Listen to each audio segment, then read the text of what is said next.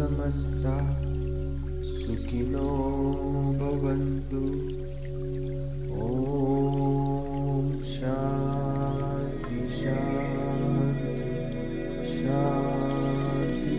May all beings everywhere be happy and free. Okay, so first question.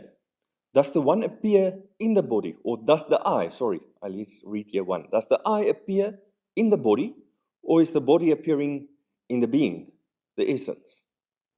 Okay, very beautiful question. Huh? Because last week we touched a little bit on it. Okay, sorry, this morning I've got my board out here because I want to use it, but I can use it for this as well. When we say I, we talked about last week, who's the I that believe? Because there's this thing, I believe. Now, who's believing? So we determined last week, it is not what we say essence. People wish it's the essence, but the I that believe, because belief is only important to the mind. It's not important to essence. It's only the mind that wants wrong and right. So the I is the one that belongs to the belief system, mind. Okay? So does the I exist?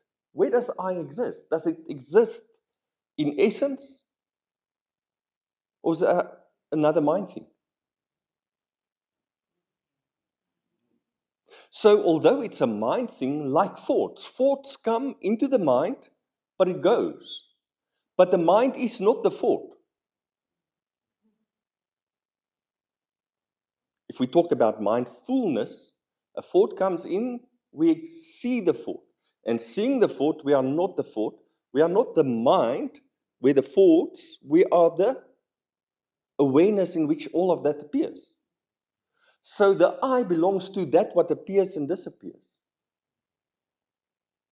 So where does it appear? It appears in awareness. But we, because we identify with mind most of the time, we feel I am I, like you believe you are your beliefs. I am this.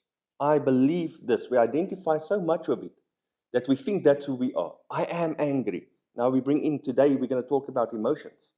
Okay, where does emotions play a role and the power of that? So now we identify so much with a thought that the thought becomes me or the belief becomes me, and that's the same as the I.